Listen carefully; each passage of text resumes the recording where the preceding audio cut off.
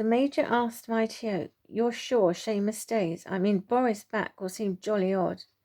"Major, don't worry. Well, right you are." With that, he swiftly followed the others, occasionally hearing loud chatting that Boris would do, and then silence. "May I stay just a couple of days, please? Timmy, my boy, your bed's already prepared in my trunk." "Well, here we are, Boris. Be brave. Remember, this is Mighty Oak's plan. You will be fine." "Yes, sir. Thank you, Major." Boris threw his arms around the herring gull's neck. "You will visit? Bring Timmy? You try and stop us." Boris looked at the Major, who warmly winked at him, and he liked this side of the Major. He wasn't scary when you got to know him. Boris climbed down from the tree. He looked up at the Major, Jimmy, and Sally, did a nervous wave. "Well, this is it. Now or never." He leapt onto the top of the enclosure. Boris cried out. Petra, Seamus, and Coco looked up, surprised. The three of them climbed to the top of the enclosure, putting their little hands through the cage to greet their friend. "Guys, can you scream? Make as much commotion as possible." "Boris, is this when I leave? What's the plan? How do I get out?" Seamus's eyes filled with tears. "No, Seamus, stay there." "What?" "Seamus, all I know, for now you're with us." His friends didn't disappoint. They were very noisy. Jimmy and Sally put their wings over their ears. Kevin came running out the enclosure. "What's going on?" He was worried perhaps a predator had got in somehow. "What?" There, holding on to the enclosure, was another capuchin. He checked inside. There was Boris, Petra, and Coco. So, who was this? The capuchin promptly leapt to his right shoulder and stole his hat. "Boris?" Kevin was confused. The more he looked at the monkey, he was absolutely certain that this was Boris. He looked inside the enclosure, and the more he thought about it, how did he ever think that that was Boris? But where was that capuchin from, and how did he have Boris's mannerisms? Why did the group accept him like they did? It was the locum vet who checked him. Yes, health-wise he checked out, but that vet didn't know Boris. Kevin called another keeper. "Is the vet still here?" "Yes." "Is it our resident vet?" "Yes, Jarvis, Mr. Kent." "Right, well, where is he?" "He's just finishing up on a donkey, bad ear infection, Pet's Corner." "Don't let him leave. Very urgent, vital monkey enclosure." Boris turned to his friends. They were all now quiet and winked. They put their thumbs up. Kevin waited in the surgery room next to their sleeping quarters. He had placed Boris on the table. He was pacing up and down. "I do not understand, Boris." He looked perplexed at the monkey. Here, he had some monkey nuts in his pocket and placed them on the table. Boris broke them open with his nimble fingers.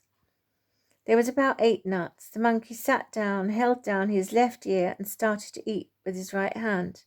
"I knew it." He pulled up a chair and sat down. "It is you, isn't it? Boris, I wish you could talk." Boris was thinking, "I wish you could hear." Boris gently put his arms around Kevin's neck and rubbed his face against Kevin's and sat back down facing him. "I wonder where you've been. What scary adventures. Boris, I don't know if you understand me or not, but I know that other capuchin, I know you know him. You will never hear me say this to anyone. They will have Kevin marched off in a white coat." Boris laughed at this, his top lip raised up like it did when he was having fun. Kevin was astonished. "You taught him your ways, I'm sure of it. I hope Harry has stopped the vet. But Boris, I know it's you. Good to have you home." There was a loud knock and the door burst open. It was Howard's father, followed by the vet, who mouthed to Kevin, "I'm sorry." "Oh no, that wasn't expected." Boris was worried. Hello, boss. He ignored Kevin. What's this about? What's the urgency? No urgency, really. Well, when Harry came to get the vet, it certainly sounded like it was urgent. Sorry, sir, I didn't know you were in. I didn't want to bother you. Well, I had to come in. Giraffe's cut her knee. Now, can you explain? Monkey there looks healthy enough to me. Kevin explained everything to his boss. Well, Howard said it was all sorted. Boris had come back. I know, that's what we thought. However, tonight this little chap arrived. I am 99% sure this is Boris. You told my son the other one was Boris. I know, poor Kevin. Luckily, the vet stepped in. Well, let me check him over. He checked Boris. He was thorough, and he stood back and said, I've looked after this Capuchin for over a year. I will do a blood test, check dental records, but I am certain this is Boris. Can he go in with the others for the interim?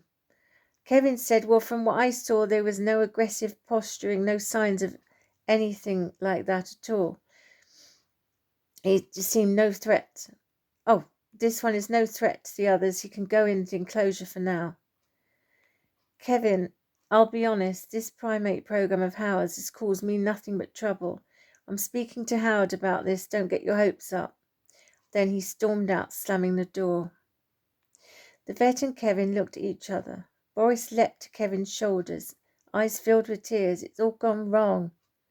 The Major and the wood pigeons were standing on the enclosure. They were concerned when they heard the raised voice. Who's that man storming off? Oh, Coco replied, that's the boss, Howard's dad. He's hardly ever here. It's about 4th time I've ever seen him. Seamus said, well, why did he have to show up today of all days? He looked furious. Seamus, you don't have to point out the obvious. Please, Seamus, Petra, let's not fall out. Come on, lad, the vet said, putting his hand on Kevin's shoulder. Let's get this over with. The two men took Boris to the enclosure. Go on, lad, I'll stay with you in case it all kicks off. Kevin entered the enclosure. Boris climbed up the branches. The other 3 Capuchins gently came over, and they held hands. The one posing as Boris went up to Boris, and they hugged. The vet said, well, have you ever seen such a thing? They are a group. I don't know how. This is bizarre, lad. Kevin gave them their last feed and left them. The Major sent the wood pigeons home on their own to Mighty Oak. Give word to Dulcie, please. I won't be home tonight. Seamus asked if he was sure. The Major said yes, he had to stay to see how this played out, so he could later report to Mighty Oak. The 4 friends had a bad night. They could not sleep. Even the poor Major was very restless. Very early the next morning, Howard had looked in on the monkeys. He was seeming to be in an upbeat, positive mood. He was completely different to his father. He would always turn everything into a positive. Even after he had shared with Kevin, his father had rung him the night before to tell him his crazy, harebrained primate program was over and done with. The 4 friends could tell from Kevin's face that all was not well.